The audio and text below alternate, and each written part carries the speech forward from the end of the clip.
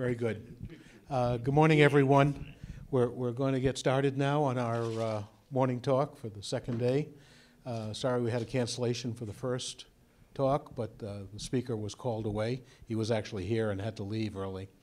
Our speaker today is, this morning, is Bob Traube, who's a member of NOVAC for many years, retired Air Force officer, and recently had an opportunity to visit the Strasbourg Astronomical clock, and is going to give his introduction to that and introduce a video which was produced by the Strasbourg folks that explains the clock. So please welcome Bob Traube. Thank you, Alan. As Alan says, I've been a member for about 20 years, member of NOVAC for about 20 years. It's one of the great joys in my life to be part of this organization and do the things that we need to do. A little commercial here. I'm the guy that makes arrangements for the monthly observing sessions up here at Spruce Knob. Here's a round of applause back there. That's good. If you're interested in coming up here, we don't have all the frills, we don't have the food, we don't have the trips, but we got the sky. If you're interested in coming up there, send an email to skmc@novac.com. I'll get it. We'll get you signed up, and it's the skies are just as good on other years, or just as not good, on other months as they are during the Almost Heaven Star Party. End of commercial. My wife and I took a cruise using Viking, and I'm not affiliated with Viking. I'm not selling, I'm not advertising, but I am advocating because it was just an amazing cruise on Viking down the Rhine River. We did that about a month ago. And here we are on the cruise. Now this is actually a floating boat that somebody built of Noah's Ark, and he spent millions of dollars or euros on it. And we just cruised right past it, and I didn't even know it was going to be there, but I thought it was cute. Now the cruise boat, the boat itself, is one of the river longboats, and it goes all the way back here. We had a wonderful time. There's plenty of room. The cabins were a little small, but you have to expect that. But the food, the people, everything was wonderful. What I didn't know is we were going to visit the Strasbourg clock. But while we were there, we had a beautiful experience. This is sunrise on the river. We went past the Kinderdijk windmills. It's a National or World Heritage Society site. We saw all kinds of castles. There's about a 30-mile stretch down the Rhine that has castles on either side. And apparently they were placed there so that people who owned the land could collect tolls from people going up and down the river. Because the castle was there, you could house troops, you could house people, and then you put a chain across and charge people a toll to go up and down the river. They must have made a fortune because it's a very busy river even now. We met all kinds of interesting people while we were there. One of these, well, that's a gargoyle on the cathedral in Cologne. There were several of those. One of these people is my wife. The other one was a tour guide that we had on our tour of Koblensk, an amazing city. This is the cathedral this one is in Cologne. This is the cathedral in Cologne. It's interesting because the only portion that was damaged during the war was this corner, and when they replaced it and they repaired it, it's the only part that looks different.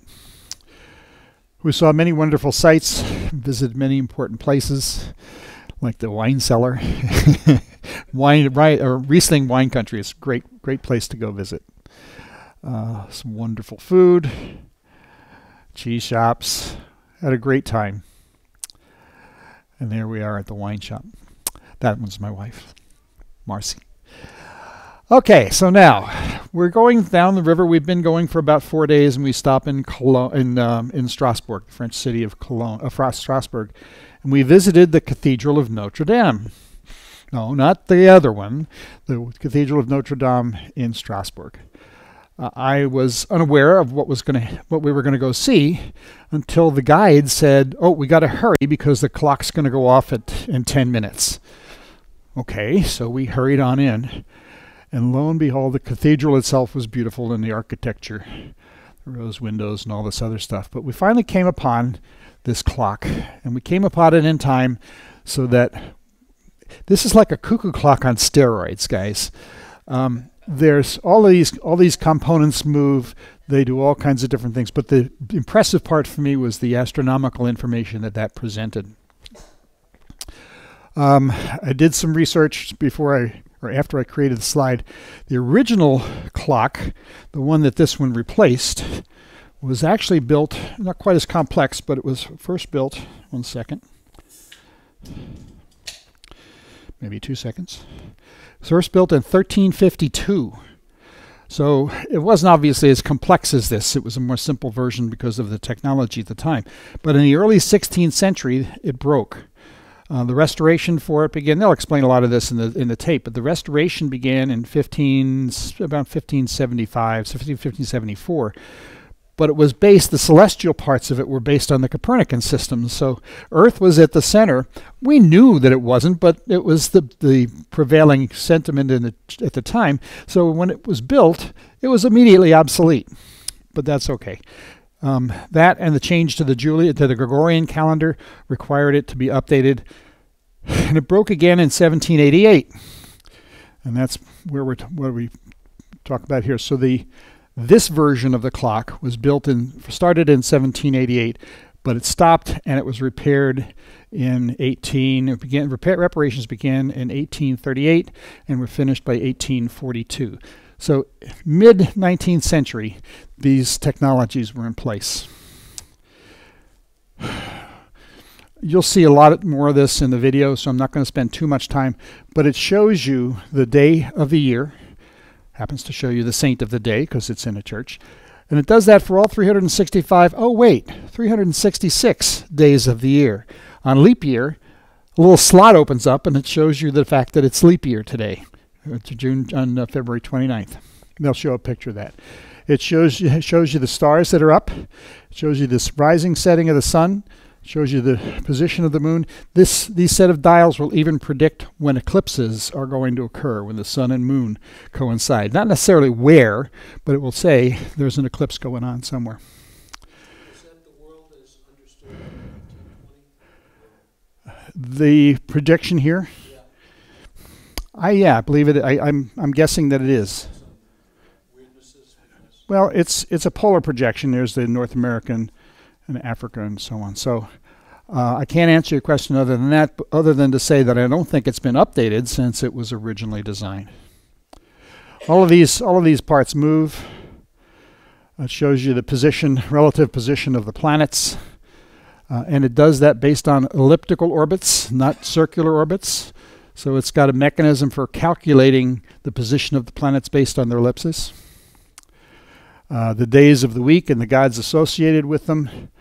It shows a face of the clock has a local time and a sidereal time.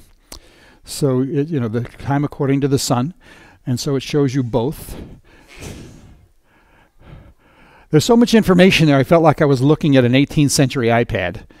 Okay, everything I go to my iPad to find is on this clock, with a bunch of exceptions, of course, but that's what it's about.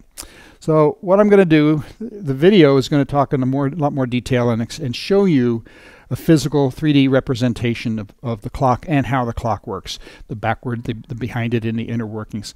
So it just really amazed me, and let's see if we can get this working. Uh-oh. Yeah, I got it. No. Okay. Oh, and play. We got volume.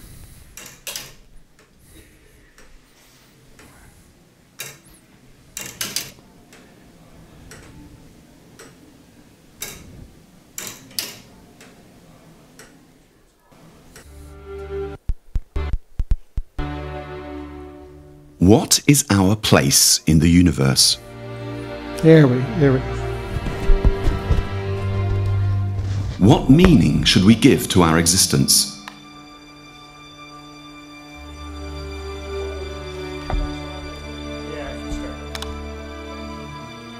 While our ancestors tried to find answers to these questions by building entire cathedrals, Strasbourg's astronomical clock simply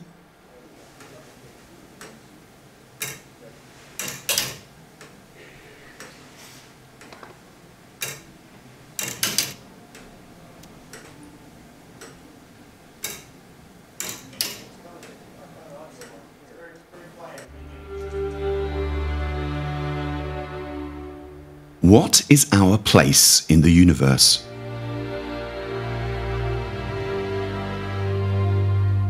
What meaning should we give to our existence?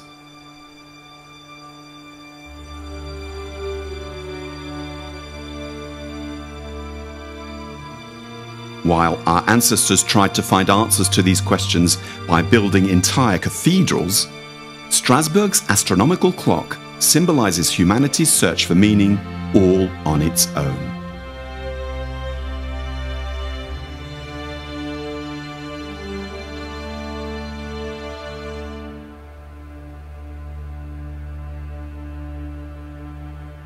In this film, you'll be able to experience what's behind both this astronomical clock and the Pillar of Angels, and follow in the tracks of an extraordinary human and spiritual adventure. This clock is so much more than a simple instrument to measure time. It not only bears witness to the knowledge and beliefs of mankind faced with the mysteries of the cosmos, it is also a monument of the know-how and culture of a whole era.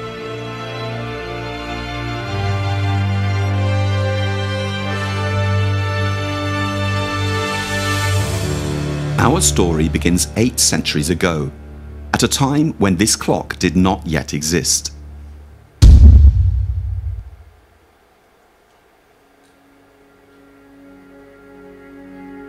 Around 1213, one of the first Gothic architects started to revolutionize the Romanesque styles of the day by introducing new techniques from the Greater Paris region. The flying buttresses, the widespread use of iron, and improvements in vault design all made it possible to considerably reduce the weight of the structure and create huge windows. Rays of light colored by the stained glass windows could at last stream into the cathedral. Above all, this new architect went on to create a masterpiece of the Gothic era, the Pillar of Angels, the only known 3-dimensional representation of the Last Judgment on a pillar. Each of its incredibly delicate statues forms an integral part of the pillar structure, supporting the weight of the cross-ribbed vaults covering the transept.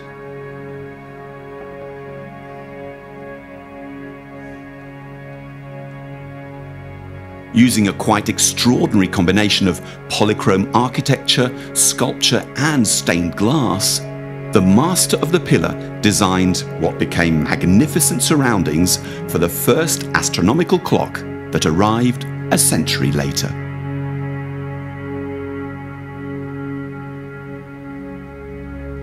Christ is shown at the top of the pillar, and appears first and foremost not as the figure who judges mankind at the end of time, but rather as mankind's saviour. This masterful work strongly evokes the theme of transition, from the Old to the New Testament, and from Romanesque to Gothic styles.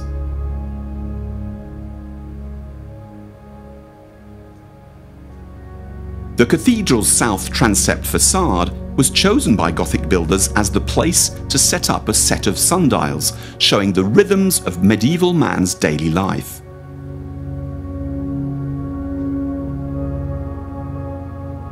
Indeed, the sun, the source of all life on Earth, has always shaped human activities. Thanks to its apparent movement through the sky, it has long been used as a way to measure time.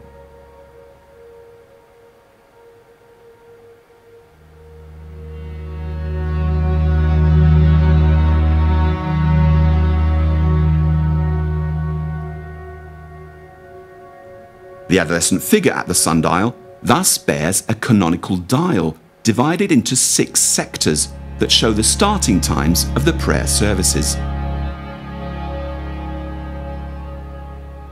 Other devices, such as the exterior clock, were real public utilities and allowed passers-by to grasp at a glance useful information, such as the sowing or harvesting times, by simply reading off the positions of the moon and the sun in the zodiac.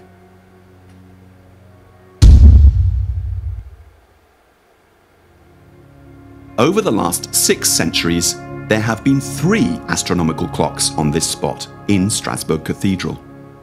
The first, the 3 Kings clock, was situated in front of the current clock and built in 1354. It was one of the very first astronomical clocks in the world.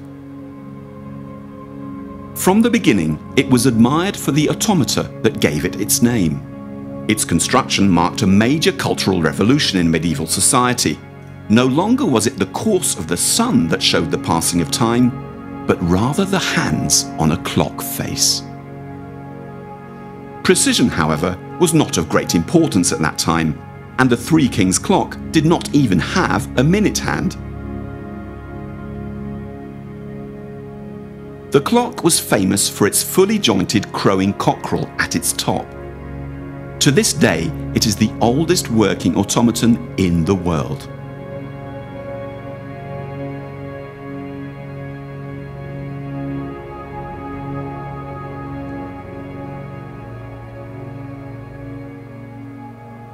It broke down soon after its construction and was replaced 2 centuries later by Dasypodius's clock.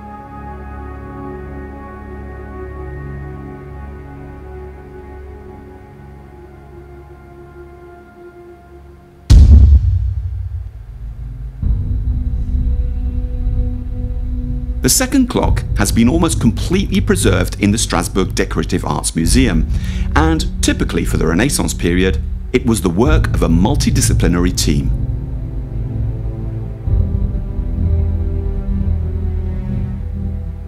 A painter, an architect, and an astronomer, all led by the mathematician Dasypodius and the clockmaker Habrecht, together created one of the major works in the history of clockmaking.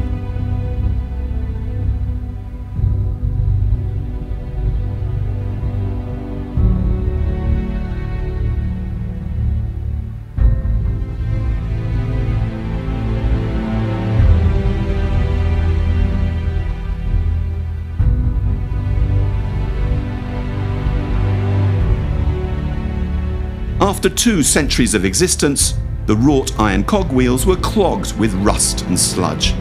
The heart of the old clock stopped beating for good in 1788, and no clockmaker could repair it. Visitors still carried on coming to admire it, however, until one day a 9-year-old child cried out, "When I grow up, I am going to make it work." The legendary tale of Jean-Baptiste Schwilger had begun.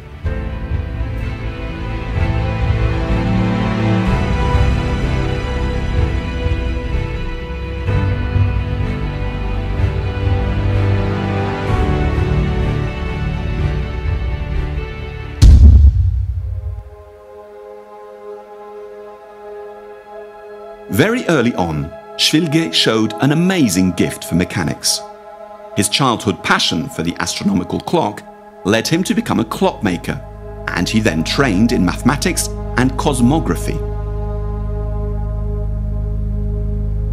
He spent all his free time designing a mechanical instrument that is unique in the history of clockmaking, and which became his life's work.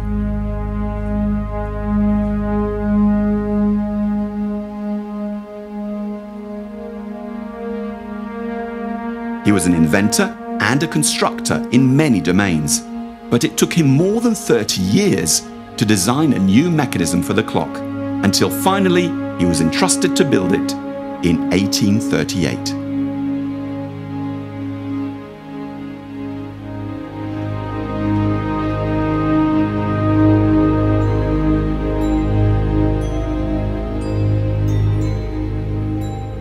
Schwilger had to adapt his new mechanism to the existing clock case of Dasypodius's clock that the town wanted to keep. The unveiling of this exceptional work took place 4 years later, in 1842.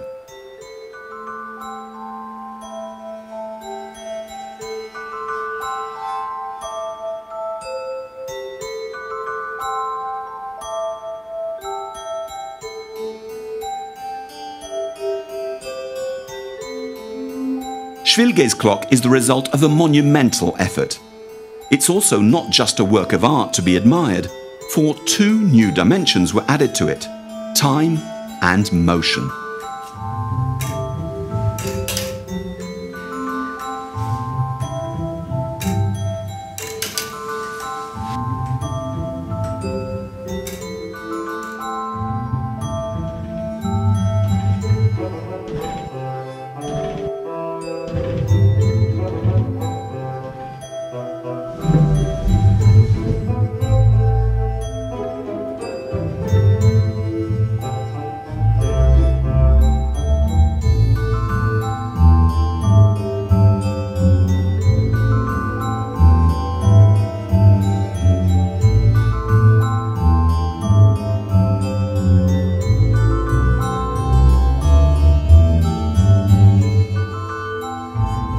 Bronze cogwheels with sides and axles in polished steel reduced friction and wear to a minimum. For a century and a half, this extraordinarily complex work, we still admire today, has functioned perfectly.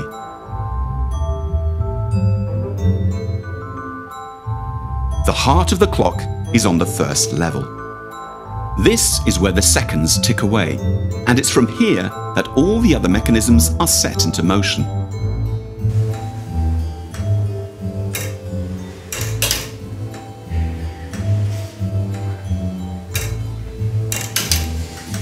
The driving force of the clock is provided by a series of cast iron weights housed in the weights turret. These are lifted back up once a week and are sufficient to set into motion all the mechanisms and cogwheels, all with no electricity. The astronomical clock has an accuracy of a few seconds per year, which is exceptional for a mechanical clock.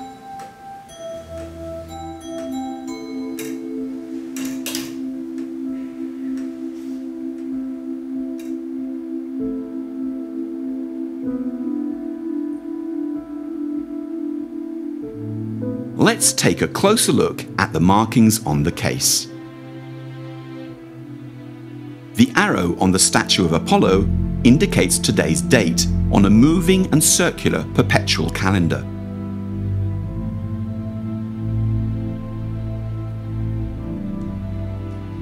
Leap years are also taken into account, thanks to a movable part, as surprising as it is ingenious, which uncovers the date of the 29th of February every 4 years. Above the calendar, 7 divinities are arranged around a carousel to indicate the days of the week.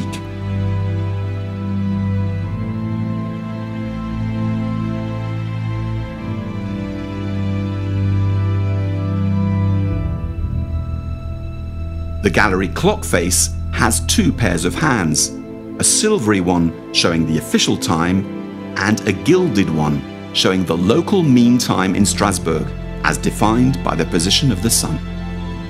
The silver clock hands were not added until 1919.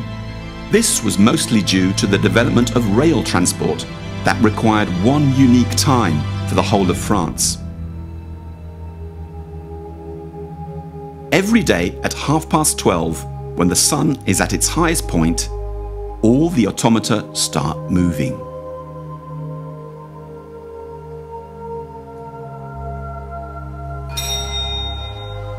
The 4 ages of life, personified by a child, an adolescent, an adult, and an old man, symbolize the course of life from birth to death.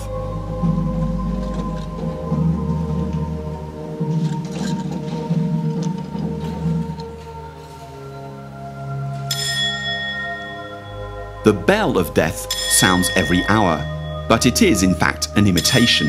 The real bell is concealed in the top compartment. At the top of the clock, the procession of the apostles before Christ, the King of Time, blessing his disciples every day as the sun reaches its zenith, recalls Christ's sacrifice and promise of resurrection.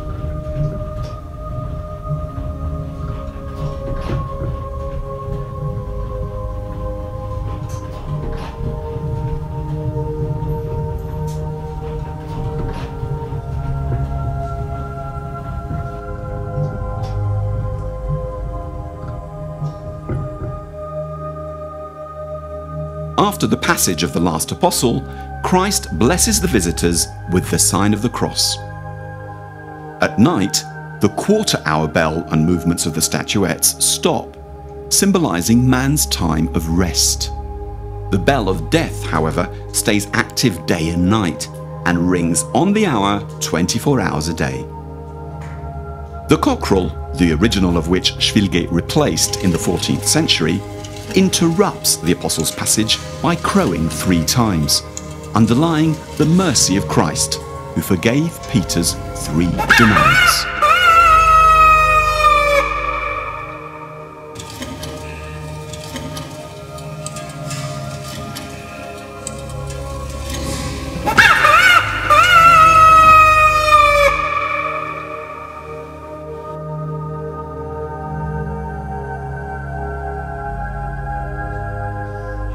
The fame of Strasbourg Cathedral's astronomical clock is due essentially to the exceptional quality of its mechanisms, some of which have no equivalent in the whole world.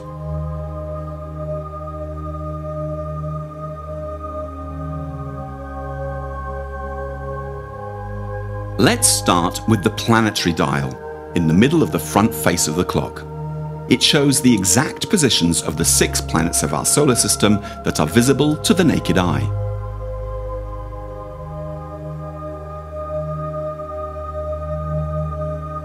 Because all the wheels turn around a single axle, the dial is extremely compact. It also controls the phases of the moon.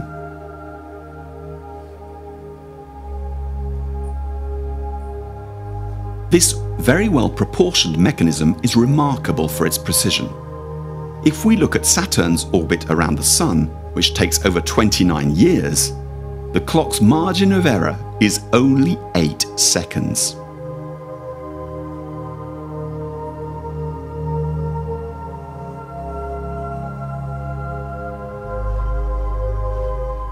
The celestial globe is ground-mounted in front of the clock and reproduces the apparent motion of the stars in the sky.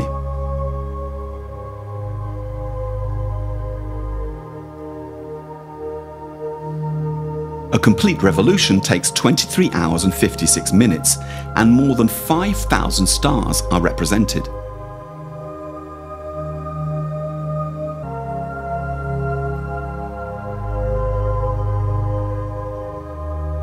The globe has a second rotation that takes into account the barely perceptible precession of the Earth's axis.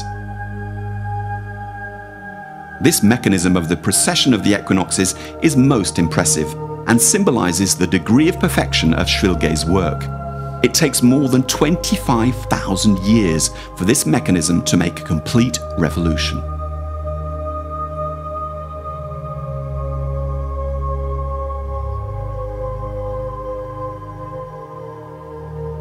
Schwilgate remains to this day the only clockmaker to have ever made a celestial globe that takes into account the precession of the equinoxes mechanically.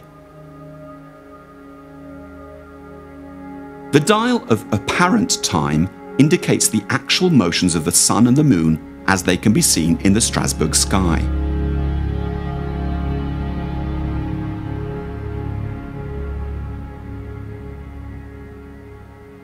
Two symmetrical hands controlled by a separate mechanism show the sunrise and sunset times.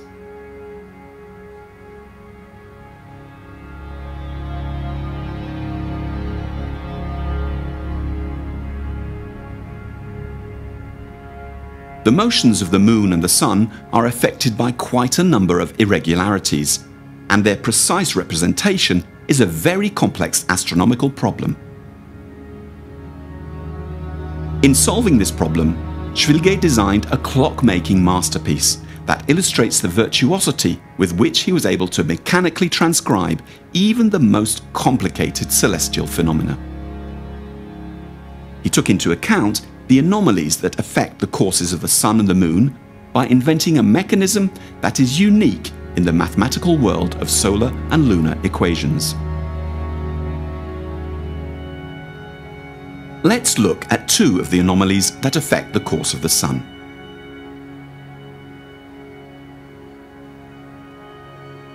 The first anomaly concerns the Earth's orbit around the Sun. This actually follows an elliptical path, producing a speed variation that can be represented by a curve.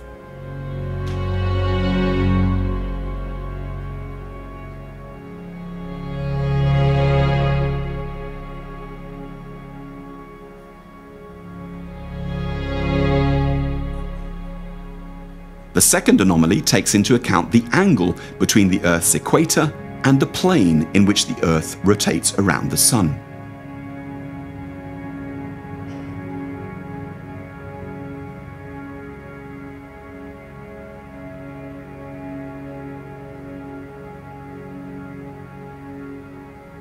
These two curves are put onto cylinders, which then raise or lower crossbars that move a vertical bar, making the solar and lunar hands of the dial speed up or slow down.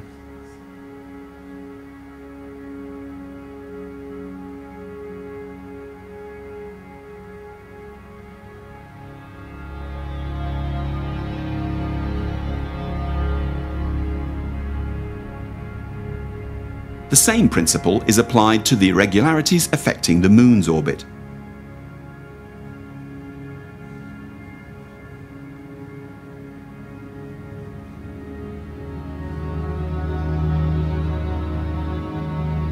In fact, Schwilge created a fabulous automatic machine that combines several mathematical curves as a function of time. All the anomalies are added together to give us the precise positions of the Sun and the Moon.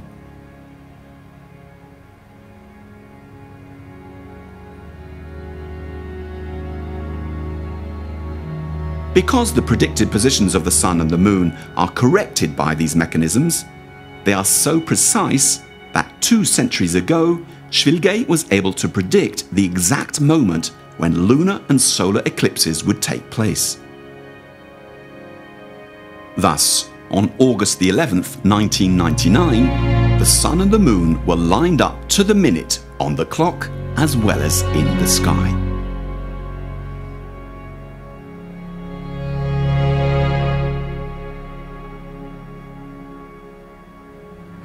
We come now to the crowning achievement of Schwilge's work, the ecclesiastical computus. The computus is activated every December the 1st at midnight. It automatically calculates the dates of Easter and the other holy days that depend on it, a quite arduous mathematical problem. This calculation of the date of Easter, which had never been mechanically solved before on an astronomical clock, does indeed depend on a whole host of different parameters. But for now, let's just admire the workings of this masterpiece that wakes up every New Year's Eve at midnight.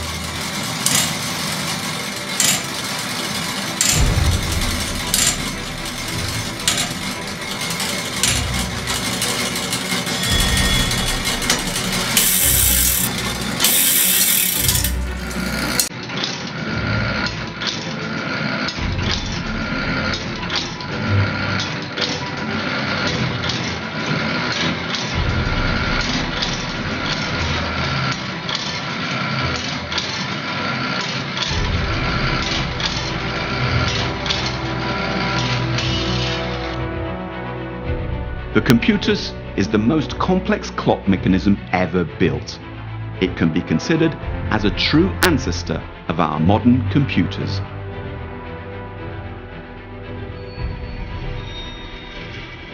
At the end of the calculation, the dates of Easter and associated holy days are transferred onto the calendar.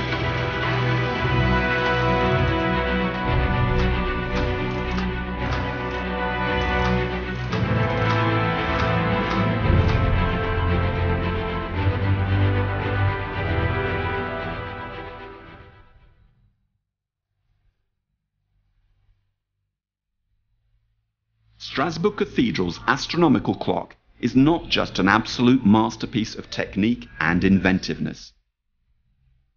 It also evokes a biblical concept of time, created by the Jews and taken up by the Christians. It's not time in a never-ending cycle, as in Greek or Indian thought, but rather time that is oriented towards an ultimate event. For Jews, the coming of the Messiah. For Christians, the return of Christ.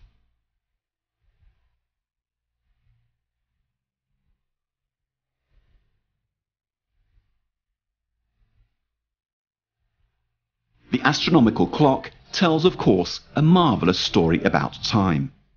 But it's also the story of people, of those who admired it and of those who built it, all sharing a need common to all mankind, the need to always lift your gaze towards something higher.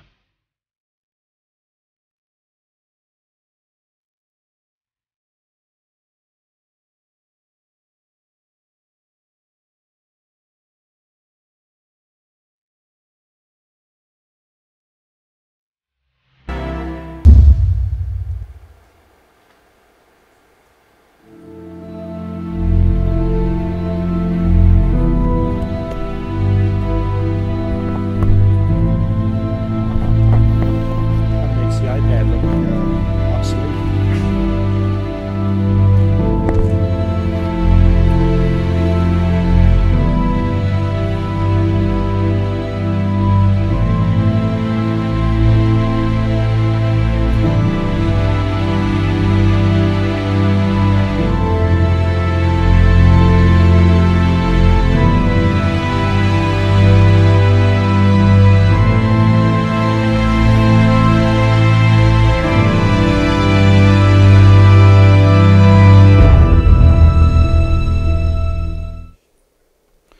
Whoops.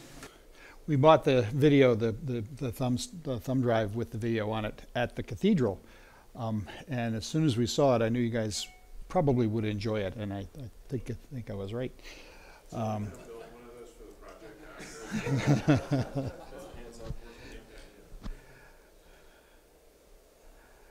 Okay.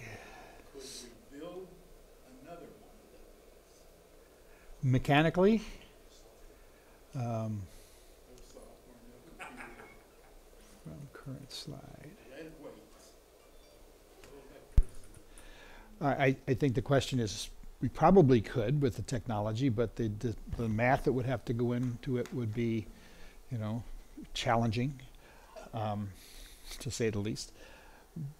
But again, why? Because we now have electronically, we can do all of these things and more in, you know, something the size of this. However, as a masterpiece of the art, it just amazes me. The question was, could we build something like this today? And I guess the answer is you probably could, but why would you? Anything else? Let's go see the next slide.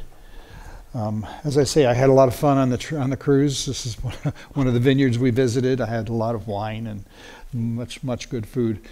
I would highly recommend the cruise if you can afford it and if you have the time for it. But it was a great time, and the clock was a very great surprise benefit. So, any questions? How long was the cruise? Say it again. How long was the cruise? It was how long was the cruise? It was a 7-day cruise plus a day travel on, so it was an 8-day trip.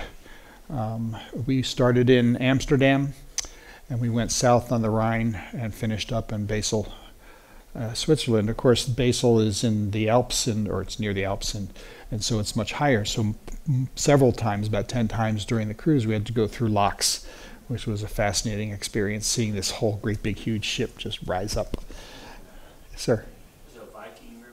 It was a Viking River cruise, yes. They have them all over the place. We just happened to choose this one. And it was my first cruise, and I really enjoyed it. Can you see the mechanisms? No. What the video shows you is the mechanisms behind the clock. Right. What you see is on the face of the clock. So you can't see the mechanisms themselves. Could you hear it? Could you hear the mechanisms? Yeah. I don't recall hearing it. I mean, obviously, you could hear things moving when the figures were moving. There was some mechanical noise there. I don't recall hearing a tick or anything like that, but I wasn't listening for it either, so I don't know. You said they wanted to get there before 10. What happened at 10? I don't remember the specific hour, Yeah, the question was what happened at 10 when we got there, because our guide wanted us to get us there before 10. I don't remember the specific hour. It might have been noon, but he wanted to get us there before this happened. And what happened when we showed up was the angel starts ringing a bell, and across from the angel there's another angel, and that angel flips an hourglass over, and then the apostles start moving across. And as the apostles move, they get in front of Christ, and they turn, and they bow, and then they turn and move on. And, of course, Christ gives them his blessing. I mean, the mechanisms, the mechanics of it were just amazing. Whether you're a believer or not, it was impressive. And then other things happened, and quite frankly, it was all happening so fast, I couldn't take it all in. So that procession they showed in the video, that's what you saw? Right, right. Yeah, it really is. Anybody else? I was thinking it needs a mechanism to wake up the guy to oil the make sure he uses that the Easter calculation gets done. the comment was that the clock needed a mechanism to wake up the guy to make sure that it was oiled and wound and make sure the Easter calculation. My understanding is the calculation of the dates for Easter happens automatically on January 1st. That's a once a year. That's a once-a-year mechanism. And then it sets all those calculations in place, which, if any of you are familiar with it, it's not a simple calculation of, third day after something. And then it transfers all those dates to the right place on the wheel. It's just amazing. It takes into account leap years, and even leap years not happening on certain centuries. That's right. It takes into account leap years and leap years not happening at certain centuries. And I have not heard that it does that. Obviously, leap years don't occur on the 100-year points or something like that. Yeah, they don't occur on the 100, except they do occur on the 400. On the 400. So I don't know that they didn't say that it takes into account that. But if you've got enough hubris to take into account the precession of the orbit of the axis of the Earth, you probably take care of that too.